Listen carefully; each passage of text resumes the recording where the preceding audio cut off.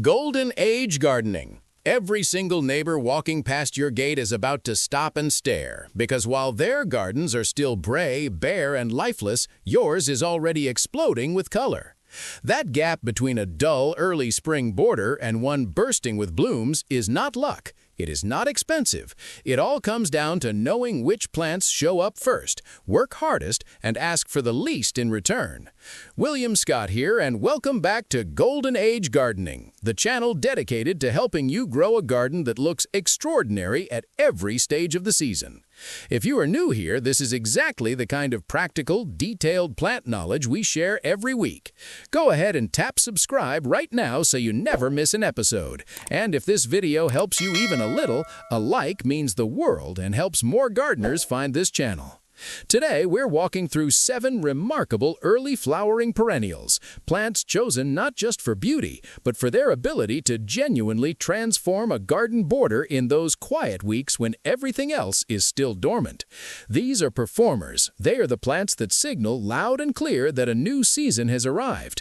Drop a comment below and tell us which early spring flower you already grow, or which one on this list you are most excited to try. We read every single comment.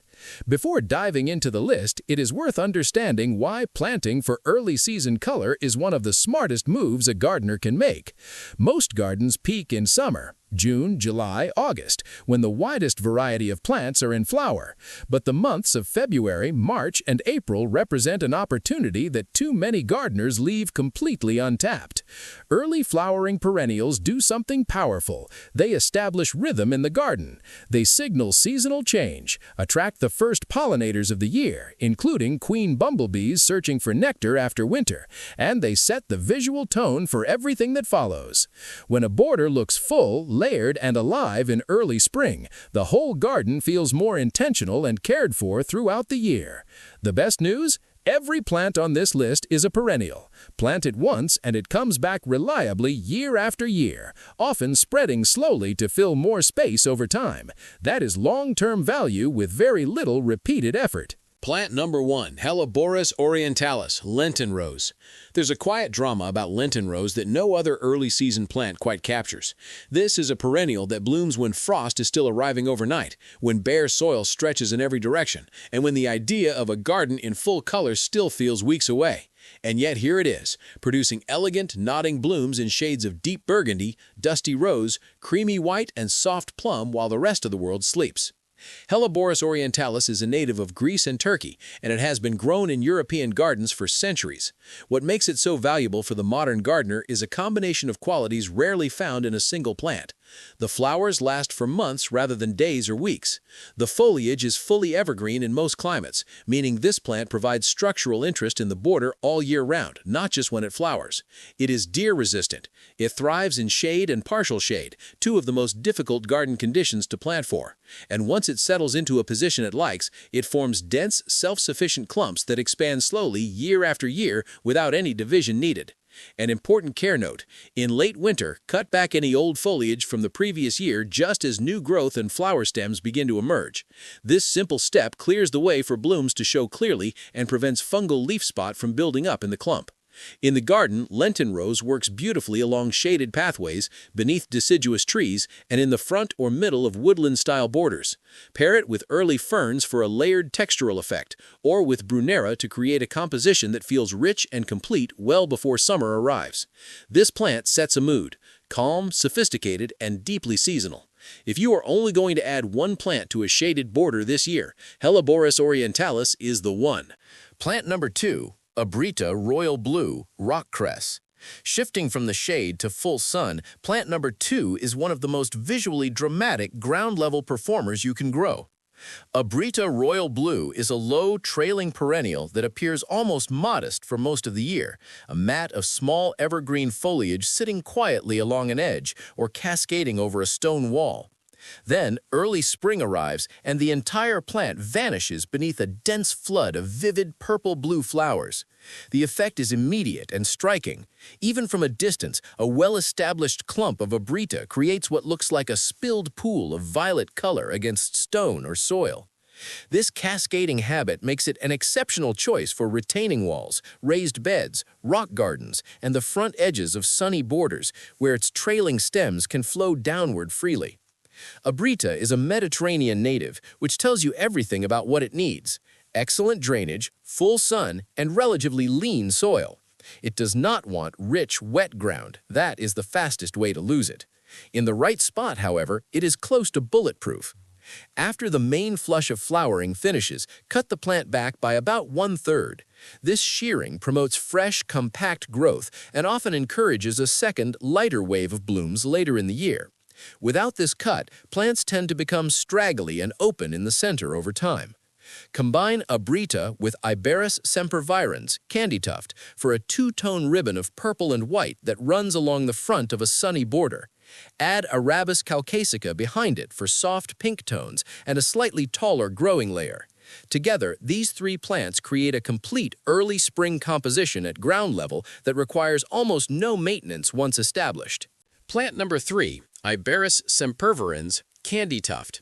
If a single plant can make an entire garden border look crisp and freshly laundered in early spring, it is Candytuft. Iberis sempervirens produces a dense, low cushion of dark, evergreen foliage that in early to mid-spring disappears almost completely beneath an immaculate covering of pure white flowers. The effect is both bold and clean, like fresh snow that chose to arrive at exactly the right moment. Candytuft is a workhorse. It is evergreen, so the foliage provides structure and ground cover even in the depths of winter. It is tolerant of drought once established. It thrives in the kind of thin, well-drained sunny spots where many other perennials struggle. It is also highly attractive to early pollinators, including small beetles, bees, and butterflies, which makes it a genuinely useful plant for supporting garden biodiversity at a time when food for insects is scarce. One of Candytuft's most useful design qualities is its ability to act as a visual anchor along the front edge of a sunny border. Because it stays relatively low, typically 15 to 30 centimeters tall, it does not compete visually with taller plants growing behind it. Instead, it creates a bright, reliable base layer that makes everything else around it look more organized and intentional. Hardiness is another major selling point. Candytuft is reliably hardy across a wide range of zones and will happily rebloom year after year without needing division or much intervention at all. A trim back by about 1/3 immediately after flowering keeps the plant compact and encourages strong growth the following season. Plant it along path edges, beside stone steps, or at the foot of a low wall. Pair it with Aubrieta for contrasting color, or with early bulbs like Muscari for a layered spring planting scheme that starts delivering interest from the very first warm days of the year. If this video is giving you ideas for your early spring borders, now's a great time to share it with a fellow gardener, or save it so you can come back to the plant list when the planting season begins. Plant number 4, Arabis caucasica, or wall cress. Plant number 4 sits in that useful middle ground between Candytuft and taller, more upright early perennials. Arabis caucasica, known as wall cress or rock cress, forms a spreading low mat of soft, slightly gray-green foliage that in early spring produces clusters of small white or pale pink flowers. The texture of the foliage itself is part of this plant's appeal. Slightly fuzzy and tactile, it catches morning light and gives the planting scheme visual softness even before the flowers arrive.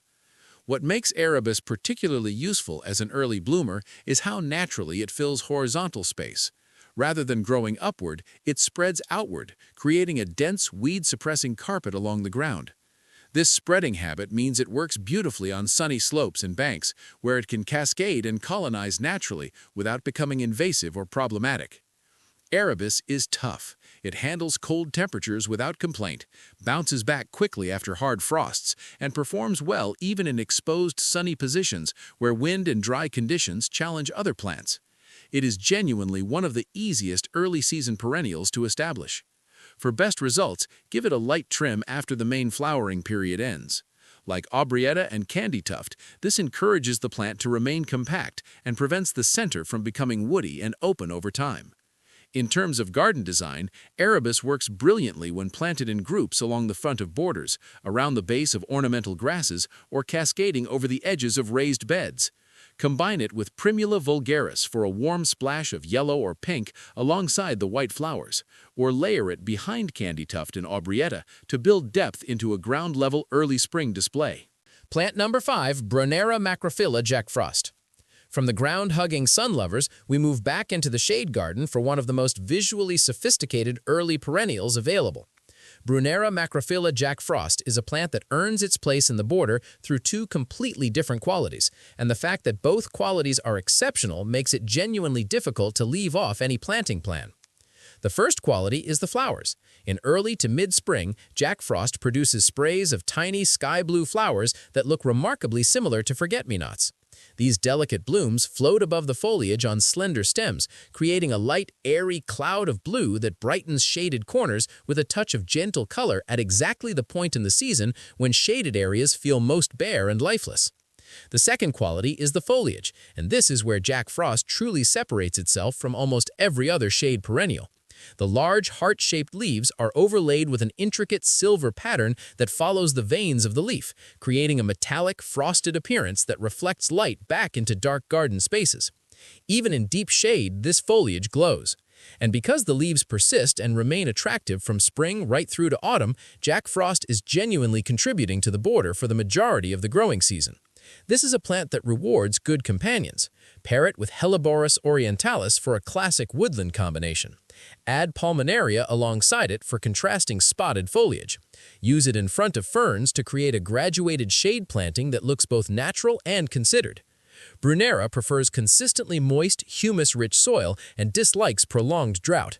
A generous mulch of leaf mold or composted bark at the base helps retain moisture and feeds the soil over time.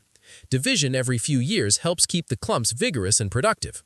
Plant number 6, Pollinator raspberry splash or Lungwort. Plant number 6 is one of those perennials that rewards close observation. From a distance, Pollinator raspberry splash reads as a low mound of attractively spotted foliage topped with clusters of flowers that shift from deep pink to soft lavender blue as they age. Up close, that combination becomes genuinely beautiful and surprising. Pollinator, commonly called Lungwort, is one of the earliest perennials to begin flowering. In mild seasons, blooms can appear as early as late February, making it one of the most important early-season nectar sources for queen bumblebees, which emerge from winter dormancy hungry and in need of fuel before their colonies begin to build. Planting Pollinator is therefore not just a decorative decision, it is an ecological one. The spotted, silver-splashed foliage of raspberry splash is another strong point.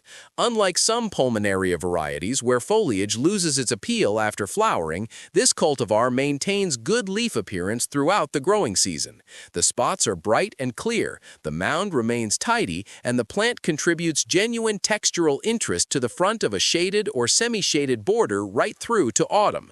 After the main flowering period, cut the old foliage off completely at the base. Fresh, new leaves will emerge quickly, and the plant will look far neater and more vibrant for the rest of the season. This is the single most effective maintenance step for keeping Lungwort looking good year after year. Use Pollinator raspberry splash in the front layer of woodland-style beds beneath deciduous shrubs or alongside Brunnera and Helleborus. It bridges the gap between ground-level and mid-border plants, and its early flowers fill the season beautifully while larger perennials are still finding their roots. Plant number 7, Primula vulgaris, the common primrose.